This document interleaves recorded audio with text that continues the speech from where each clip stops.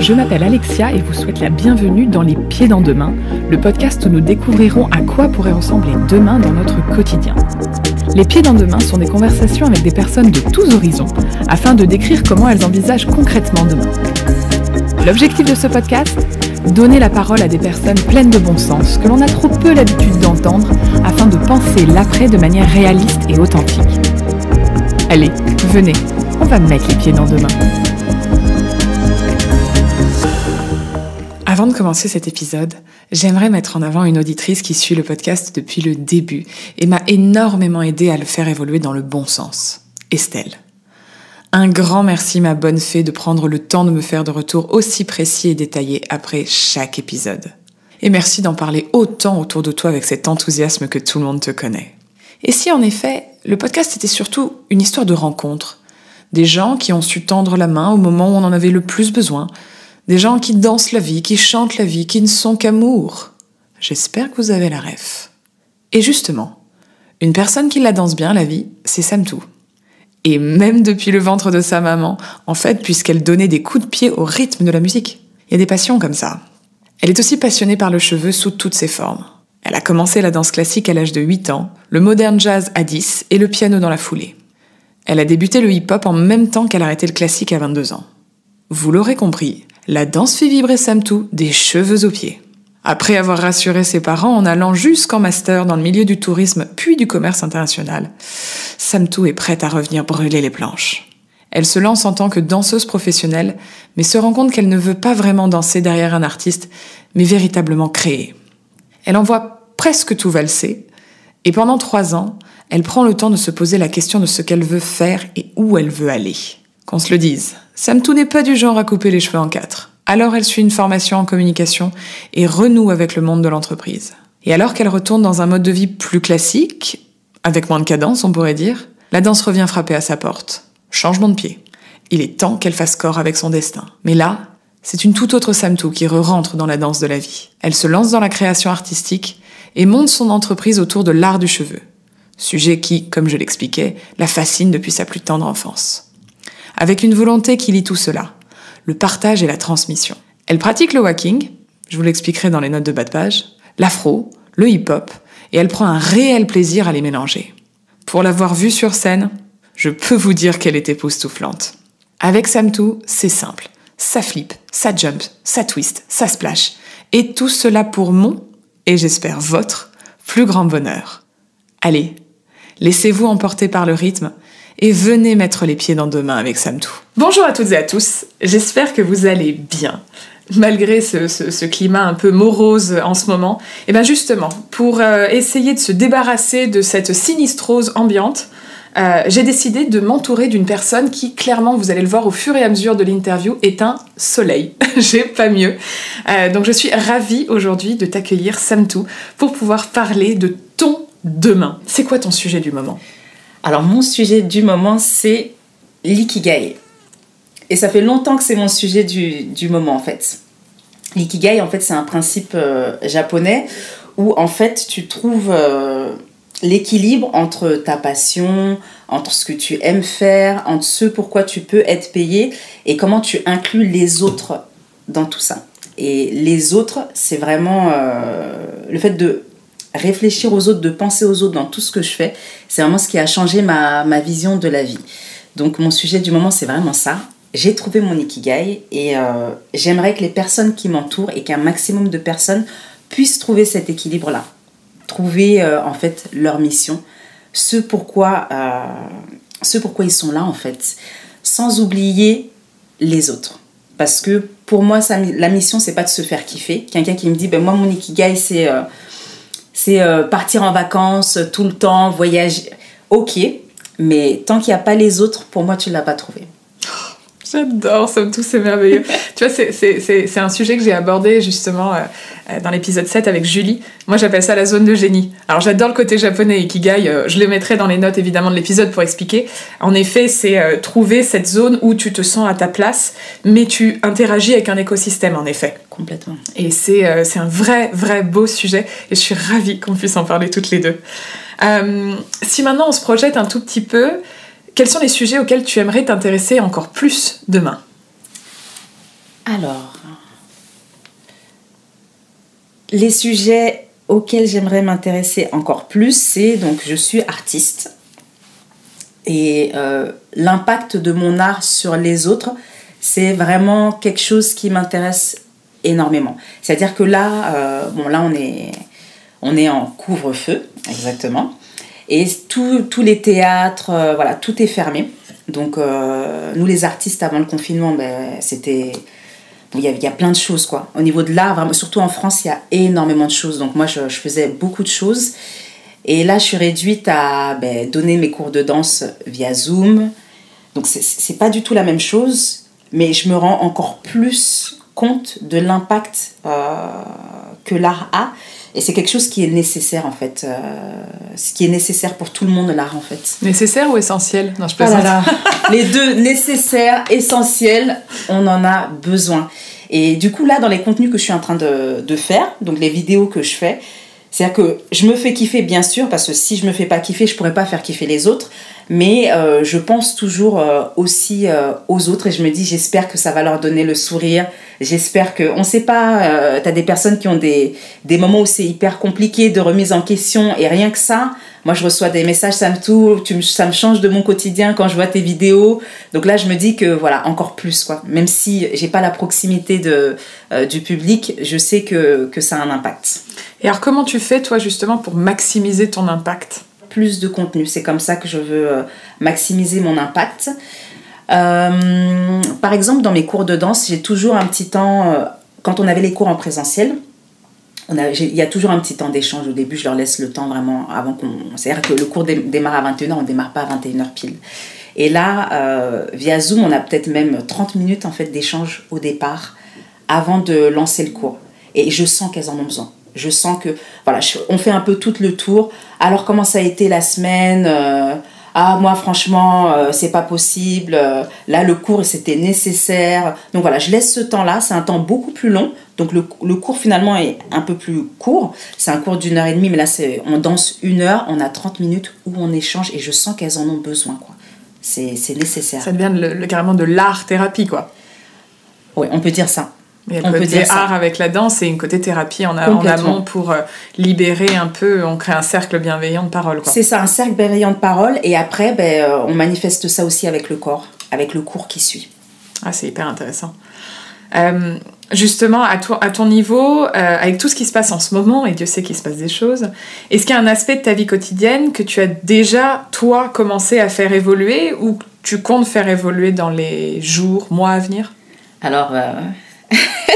oui, il y en a un qui a évolué et heureusement, c'est mon rapport au temps. Alors, moi, j'adore travailler. En fait, moi, quand certains, vous regardez pas mal de séries, alors moi, je suis toujours j'aime tellement ce que je fais, je vais être toujours en train de me renseigner, regarder des documentaires, toujours en rapport avec ce que je fais. Donc, la danse et l'art du cheveu. Donc, j'aime bien regarder plein de documentaires autour de ça. Et donc, je m'arrête jamais vraiment. Et avant le confinement, donc j'avais énormément d'événements de danse. Donc, je fais des compétitions, énormément de compétitions. J'ai un groupe de danse, donc on prépare plein de choses. Donc, c'était vraiment, je ne m'arrêtais pas. Et là, mon rapport au temps, il a complètement changé. Rien ne sert de courir, il faut partir à point. C'est vraiment ce que je me dis. Donc, je prends le temps de faire du contenu qualitatif qui vont vraiment apporter aux gens.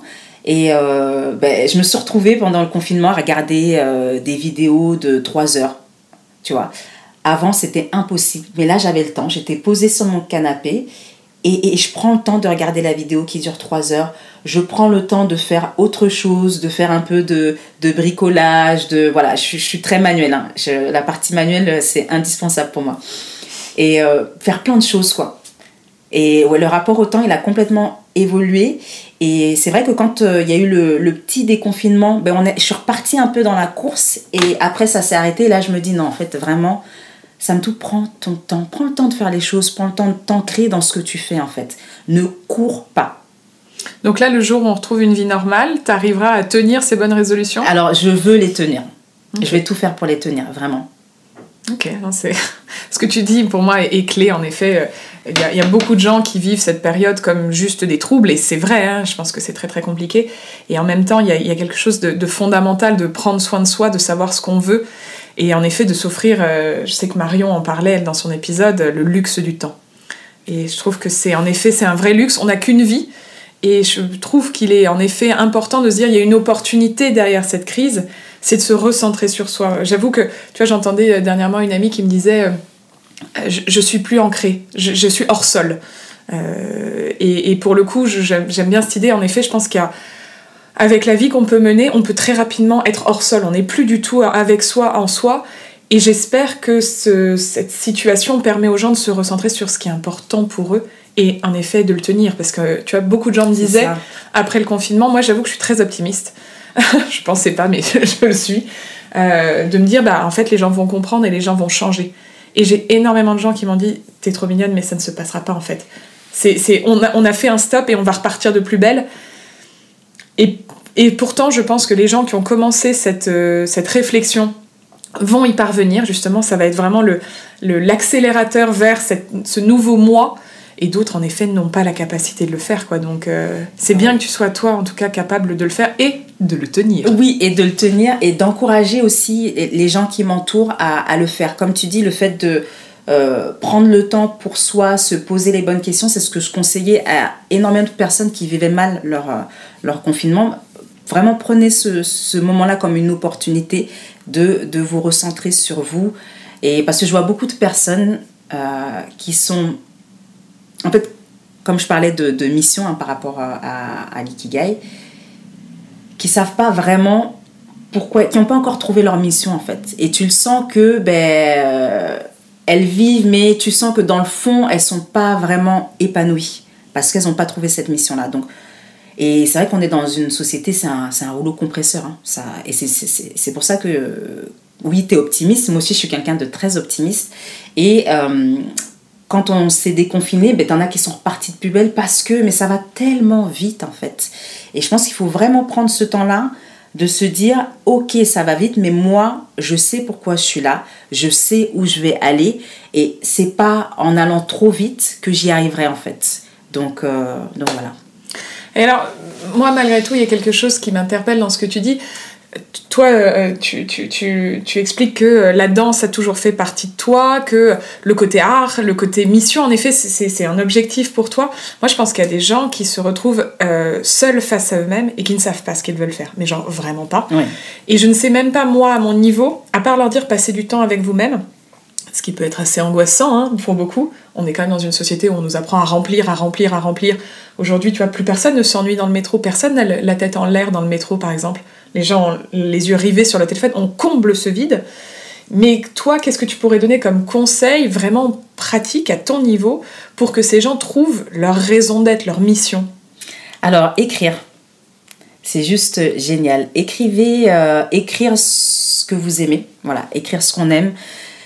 Écrire les choses qu'instinctivement, et on peut interagir aussi avec les gens qui nous entourent parce que eux nous observent et savent ah non mais toi ça c'est quelque chose que t'aimes beaucoup faire, ça te va, enfin pas ça te va bien, mais ça instinctivement c'est quelque chose que tu fais naturellement, parce que des fois on se rend même pas compte en fait des capacités qu'on a. Donc ne pas hésiter à écrire aussi son parcours, par quoi on est passé, parce que je pense que en fait tout est lié. Moi quand je vois par exemple mon parcours, des fois oui j'aurais pas dû faire ça, mais si en fait ça explique la somme tout que je suis maintenant. Heureusement que je suis passée par ces études, heureusement que je me suis arrêtée, heureusement que j'ai repris dans autre chose. Tout ce que je fais en fait tout est lié. Donc ne pas hésiter en fait à regarder tout ce qu'on a fait et en fait faire le lien, faire des ponts en fait avec tout ça. Et là en fait je pense qu'il y a des choses qui sautent aux yeux. Bon, la Semtou qu'on a en face de nous, là, elle est quand même radieuse, lumineuse. Vous voyez le sourire qu'elle a, je vous assure, toujours, c'est un bonheur. Mais la Semtou que j'ai en face de moi, elle a quand même une mauvaise habitude, aujourd'hui en tout cas. Est-ce qu'elle pourrait m'en parler un peu plus ? Tu m'as défini comme ça, un rayon de soleil, et c'est vraiment ça. Moi, si je perds mes rayons, rien ne va plus. Alors, c'est vraiment ça. Quand je perds mes rayons, là, c'est Moi, c'est tout ou rien. Donc, c'est un jeu de mots que les gens aiment bien faire avec mon prénom. Ça me tout, rien. Voilà, c'est vraiment ça. Et oui, il faut un juste milieu. Il faut un juste milieu. Donc, je travaille sur le fait de rester toujours positive. Parce que quand je suis négative, c'est pas joli à voir. Je suis pas belle. C'est pas beau à voir. On n'arrive pas à l'imaginer en plus. Ben si, ça arrive. Ouais, il faut bien, ouais. Et aussi, je fais plus confiance aux autres. Parce que c'est vrai que je suis sûre de mes capacités, je suis sûre de ce que je peux faire. Et généralement, j'ai un peu peur de faire confiance aux autres, c'est-à-dire au niveau du travail, Mais là, je me dis, écoute, on ne se fait pas tout seul, en fait. Et tu interagis dans un écosystème. Et justement, ce qui fait... j'ai compris ce qui fait moi mon bonheur là maintenant à présent, c'est d'interagir vraiment avec les autres et de faire confiance aux autres, des choses que j'aurais pu faire moi-même, mais non, il y a des personnes compétentes qui peuvent le faire, et c'est vraiment ça, plus faire confiance aux autres et travailler en fait avec les gens qui m'entourent. Qu'as-tu fait hier qui te rend fière aujourd'hui? J'ai eu le courage de me remettre en question. Ça me rend fière parce que je sens que la Samtou de maintenant, elle est plus intéressante pour les gens, en fait. Et je sens que là, quand j'interagis avec les gens autour de moi, cette lumière-là, j'arrive à la diffuser. Quelle belle mission, en effet. Allez, si on prend un peu de recul maintenant, si on réfléchit d'un point de vue plus global, quels vont être, selon toi, les grands sujets auxquels va s'attaquer notre société dans 10 ans? L'écologie, forcément, ça c'est la base, parce que donc on vit dans un écosystème et pour moi là, l'être humain il s'est trop détaché justement de son écosystème. C'est pas possible, ça fonctionne pas. Donc je pense que ça, l'écologie, c'est un réel sujet. Et le deuxième sujet pour moi qui est hyper important, c'est les métiers. C'est-à-dire repenser la manière de travailler. Pour moi, tu peux gagner de l'argent en faisant un métier qui a un impact. Il ne faut pas dissocier ça. Pour moi, tout est lié. En fait, ça va toujours dans la lignée de la mission, en fait. Ce pourquoi tu es bon, tu peux gagner de l'argent dedans et ça peut aider d'autres personnes. Et c'est vrai qu'on dissocie. Tu as beaucoup de personnes qui vont se dire « Ah, mais non, mais... ça, oui, ça, j'aime bien faire, mais ça, c'est un hobby. C'est pas... je vais pas en faire un métier. » Ben, si, tu peux en faire un métier. Ça va te faire du bien à toi. Ça va faire du bien aux gens qui t'entourent, aux gens avec qui tu vas interagir. Si, en fait. Et je pense qu'il faut repenser les métiers. Je pense, oui. Alors, j'aimerais revenir sur ce que tu viens de dire. J'ai la chance d'être entourée de gens très passionnés et qui, je pense, ont une double peur quant à justement faire de leur passion un métier. Certains, maintenant, on parle beaucoup de passion économie. Ça, je trouve que c'est intéressant, l'économie de la passion, où les gens, parce qu'ils sont très bons là-dedans, il y a un peu toujours ikigai, zone de génie, vont être capables de te le transmettre et potentiellement de gagner de l'argent avec ça. Mais beaucoup me disent qu'en gros, ce qui leur fait peur, c'est l'échec. Et que leur passion soit un échec pour plein de raisons, parce que le marché n'est pas prêt, parce qu'eux-mêmes n'ont pas la capacité de faire grandir leur passion au point d'en faire un métier. Mais je pense qu'aussi, il y a besoin de faire une espèce de coupure entre leur vie classique et leur passion. Donc ce que je te dis là, je l'entends, et je pense qu'il y a des gens qui sont capables d'eux, mais je pense qu'il y en a certains qui ne veulent pas, entre guillemets, salir, ou en tout cas rendre difficile leur passion, parce que maintenant, il y aura un objectif qui est de gagner de l'argent avec. Qu'est-ce que tu en penses de ça? Alors ça, c'est hyper intéressant ce que tu me dis là, parce que dans mon parcours de danseuse, j'ai vu pas mal de personnes qui ont dû arrêter parce que justement elles devaient passer des castings, qu'il fallait qu'elles payent leur loyer à la fin du mois, et finalement on se retrouvait plus dans ce schéma-là de j'aime ce que je fais, parce que derrière il y a un objectif financier. Alors c'est pour ça que pour moi il faut avoir plusieurs business models. Tout simplement. Il faut avoir plusieurs business models. Pour moi, on n'est pas... Après, c'est vraiment mon avis, hein. Mais je pense qu'on a tous... Il y a plusieurs choses qu'on aime faire, plusieurs choses qu'on peut faire, en fait. Et voilà, il faut démultiplier un peu les business models pour que justement tu puisses, moi quand j'ai trop dansé, ben, j'ai la partie cheveux qui est là. J'ai la partie cheveux qui est là et qui me permet de faire une superbe coupure et vice versa. Couper les cheveux, ouais non c'est bon, on l'a. Hein. Et vice versa, et je peux mieux rebondir. L'un dans l'autre. Donc c'est vraiment ça, c'est que j'ai plusieurs cordes à mon arc. Après c'est vrai que tout le monde n'a pas plusieurs cordes à son arc, et j'entends très bien le fait que ben non, le côté passionnel, il faut que ça reste passionnel, sinon ça va être biaisé et on sera plus authentique dans ce qu'on fait.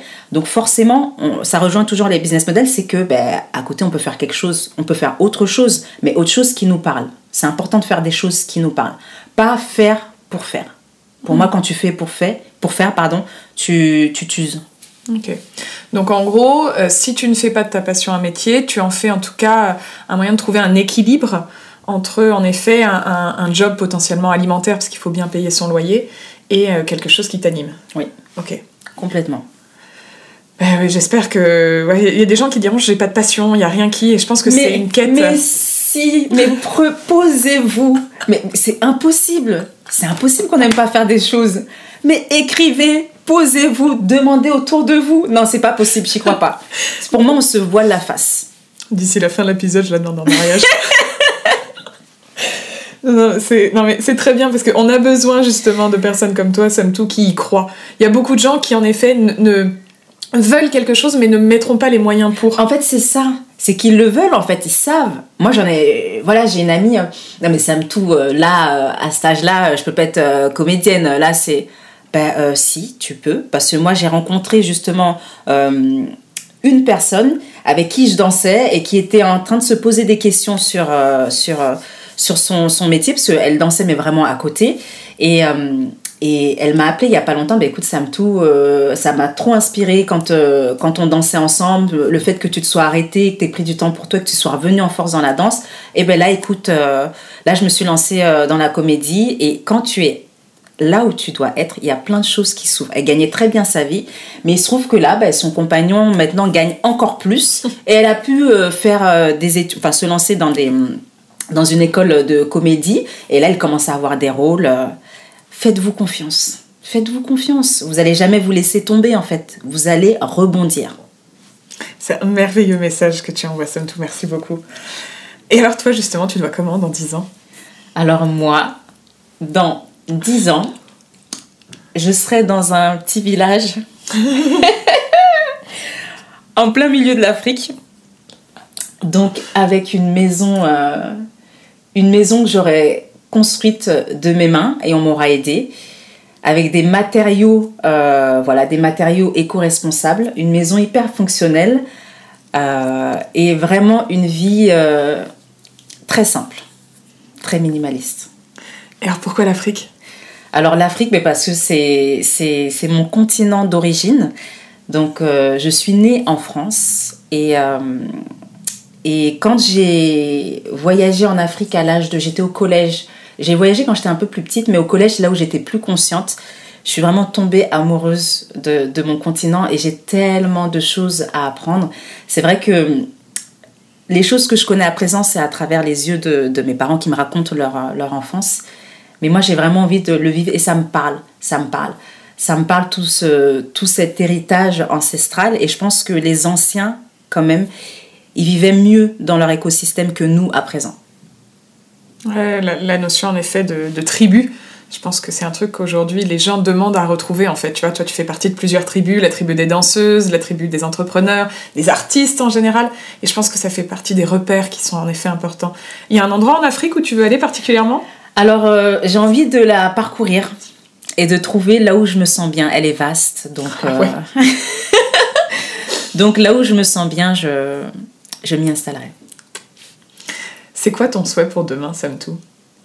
Alors, mon souhait pour demain, c'est que l'humain reprenne confiance en lui, en fait. Qu'il n'ait pas peur de demain, qu'il se fasse confiance. Et surtout, que chacun puisse trouver sa voie et chacun puisse s'ouvrir aux autres. Je pense qu'on est fait pour vivre en communauté. Vraiment. Une fois qu'on comprend le sens du mot communauté, là pour moi, t'as tout gagné, quoi. C'est quoi ton rêve aujourd'hui que tu comptes réaliser demain? Alors, bon, déjà au niveau de la danse, je fais pas mal de choses, donc c'est génial. Et après, au niveau de tout ce qui est l'art du cheveu, j'aimerais d'ici quelques années pouvoir avoir des espaces donc, de beauté, là où tu viens faire ton soin, en fait. Tu viens prendre soin de ta tête, parce que c'est vrai qu'on fait des massages, on prend soin de tout le corps, mais le cuir chevelu, la tête, qui est quand même un centre énergétique, c'est quelque chose qu'on oublie. J'aimerais que dans ce centre-là, tu puisses venir et prendre soin de toi, interagir avec d'autres personnes. Donc là, c'est vrai que je suis plus sur les femmes, parce que les femmes, pour moi, c'est le pilier dans la société, c'est elles qui donnent la vie. Et je rencontre beaucoup de femmes qui manquent de confiance en elles, qui sous-estiment leur pouvoir. Et j'ai envie qu'elles reprennent ce pouvoir en main et qu'elles sortent de là vraiment en pleine confiance, vraiment heureuses. Et c'est vrai qu'on parle beaucoup de jeunesse, de s'atteler à la jeunesse, changer les mentalités de la jeunesse. Mais la jeunesse, pour que les mentalités de la jeunesse changent, c'est que autour, il y ait des exemples parlants. Et pour moi, à notre niveau aussi, ben, il faut que ça change. Les trentenaires, les personnes plus âgées, il faut que ça change. Et c'est nous qui allons inspirer nos jeunes, en fait. Donc nous, rentrons dans nos corps, reprenons confiance en nous. Donc dans 10 ans, voilà, j'aimerais avoir cet espace-là où les femmes interagissent entre elles, où il y a une réelle sororité. C'est un mot qui est hyper important pour moi. Et voilà, j'aimerais aussi, lors de ces séances-là, qu'on puisse parler des sujets de la société, voilà, pas que ça soit un soin, mais qu'on aille un peu plus loin. Mais en France ou en Afrique? Alors, partout dans le monde. Bah, bien sûr. Après moi, le monde. Mais oui, j'adore. Sans ambition, on s'ennuie. Ah mais oui, non, il faut. Mais comme tu dis, sans ambition, on s'ennuie. Moi, c'est mon moteur, hein, mes projets. Hein. Comme vous l'avez compris. Et alors justement, j'aime bien parce que beaucoup des personnes que j'ai reçues sur ce podcast me parlent de nous on s'est loupé, mais la génération d'après va sauver. Toi, tu as une approche un peu différente, c'est moi qui vais inspirer les générations d'après. Et merci. C'est ce que je l'entends aussi. Là, pourquoi on s'est loupé? Tout est possible en fait. Et enfin, c'est pas terminé. Ah bah loin de là. Demain, c'est maintenant. Donc on s'est pas loupé. Je l'adore. Qu'aimerais-tu transmettre aux jeunes d'aujourd'hui pour demain? Alors, foncez dans ce que vous aimez. Moi, je pense que dans l'éducation qu'on a eue là, on a trop vite oublié de s'écouter. Moi, dès le bas âge, je savais ce que je voulais faire en fait. Ce que je fais là, c'est des choses, dès le bas âge, j'en étais consciente. C'est ce que j'aimais déjà. Et tu te perds dans ton parcours. Vraiment, écoutez-vous. Écoutez-vous et foncez en fait. Foncez dedans parce que comme vous aimez faire ça, vous allez mettre tout votre cœur dans ce que vous faites et c'est là où vous serez beaucoup plus intéressant pour les autres. Quelqu'un de frustré, ben voilà, interagir avec des gens frustrés, c'est pas ce qu'il y a de mieux. Donc voilà, foncez dans ce que vous aimez. Quand tu penses à demain, qu'est-ce qui te fait peur?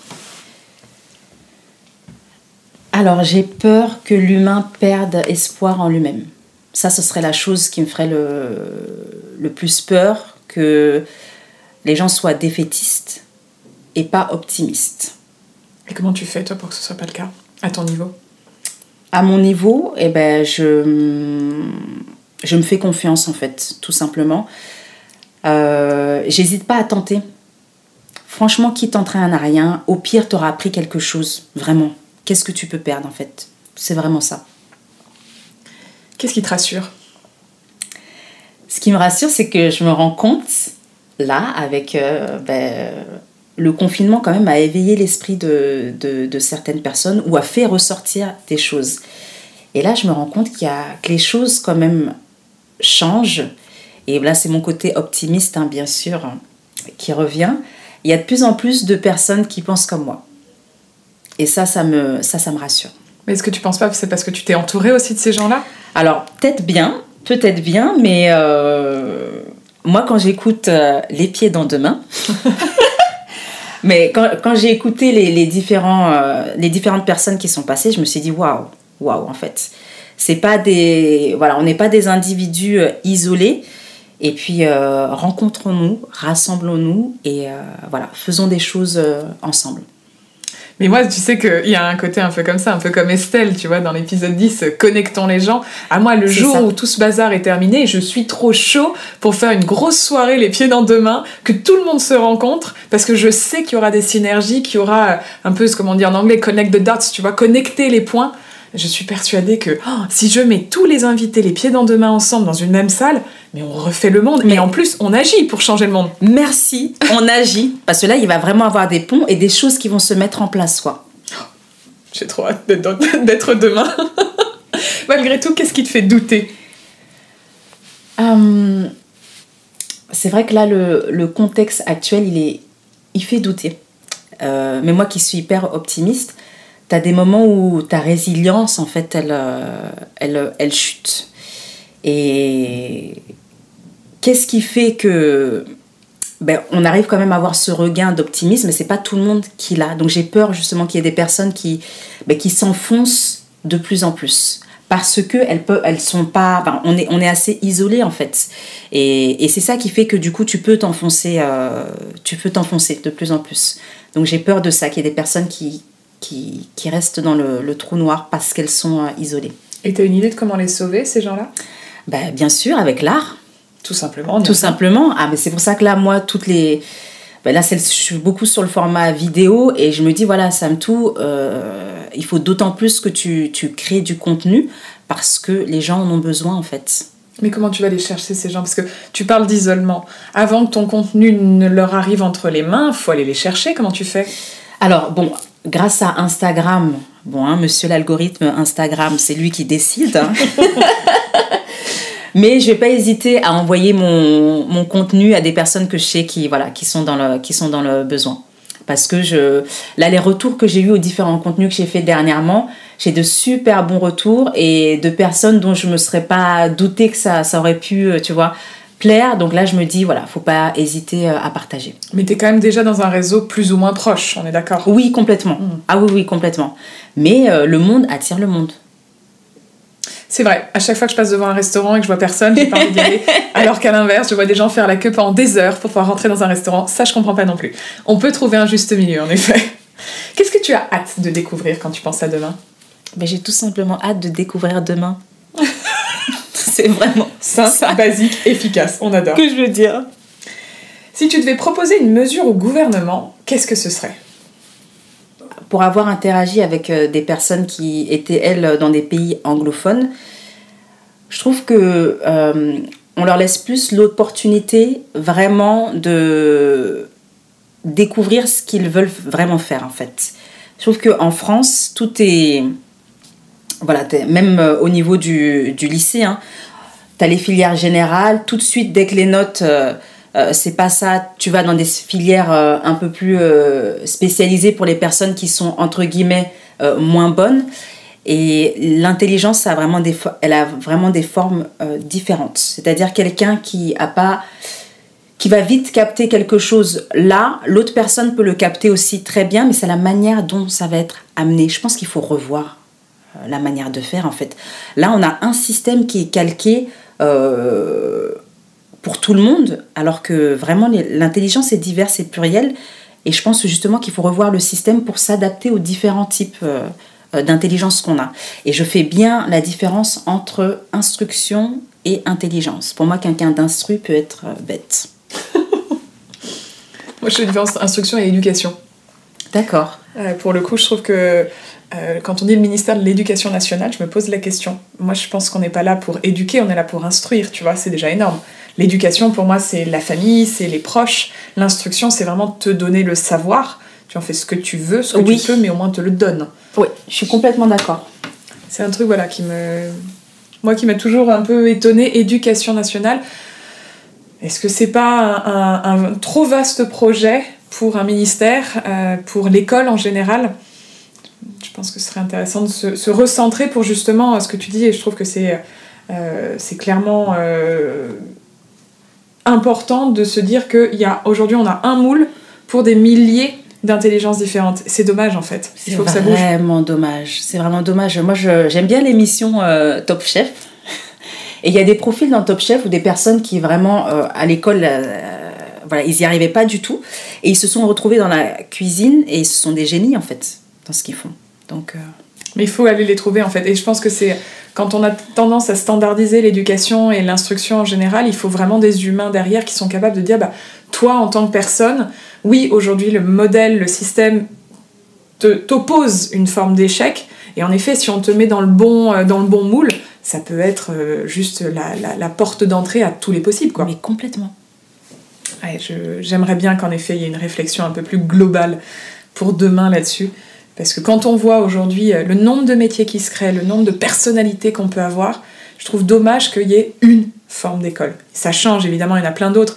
Mais aujourd'hui, le modèle classique est quand même assez standard, quoi. Donc, on croise les doigts pour que ça change. Que t'évoque le nom du podcast, Les pieds dans demain? Alors, c'est du concret pour moi. Parce que comme je disais, demain, c'est maintenant. Et en fait, on est dans l'action. Penser, en fait, maintenant, c'est déjà être dans demain. Donc, on plonge dans demain. On se remet en question. Et ça, c'est juste hyper intéressant. Parce que là, c'est encore une introspection. Comment je pense demain, mais qu'est-ce que je fais maintenant pour que demain soit mieux? Est-ce qu'il y a une phrase, une citation, un proverbe qui t'accompagne au quotidien? Le soleil brille pour tout le monde. Je pense que chacun a sa place, en fait. Tout le monde a sa place.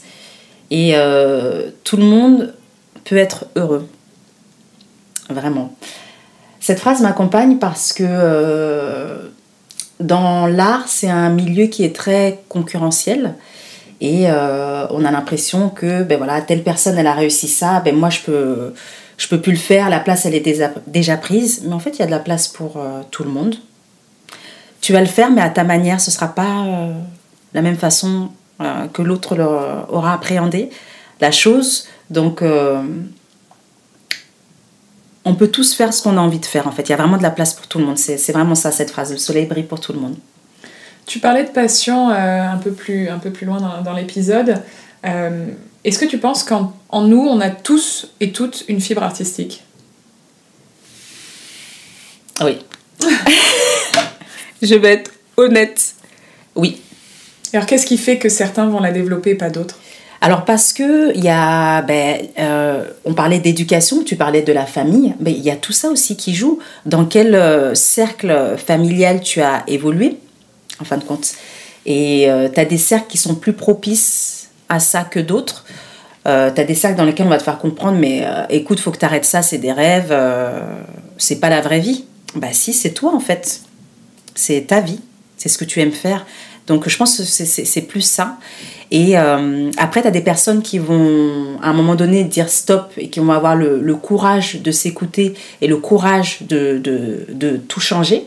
Et d'autres qui sont vraiment trop prises dans le rouleau compresseur et qui n'ont pas cette force-là. Et c'est pour ça que je disais un peu plus tôt dans l'interview qu'il faut se faire confiance. Il faut savoir s'écouter. Et dans tous les cas, qui t'entraîne à rien, mais t'as rien à perdre en fait. T'as tout à y gagner parce que t'en auras appris plus sur toi. Si ça fonctionne pas, tu repars sur autre chose. Donc, ouais. Ah mais tu vois, il y a un rapport à l'échec, en France en tout cas, qui est lourd. Mais ça, ce que tu dis, c'est juste... mais c'est pas un échec en fait. C'est pas un échec, c'est un apprentissage. On te le fait vivre comme tel. On te le fait vivre comme tel, mais en fait, t'as besoin de passer par l'échec pour... t'as besoin de te pousser dans tes retranchements pour savoir ce que tu peux faire. Tu vois, moi, je me suis arrêtée pendant 3 ans où c'était vraiment le trou noir, mais c'était 3 ans où j'ai vraiment pris le temps de comprendre ce que je voulais faire. C'était nécessaire, et heureusement. Et quand j'en parle, mais je savais pas que pendant ces 3 ans, je me leur dis, mais heureusement que c'est arrivé.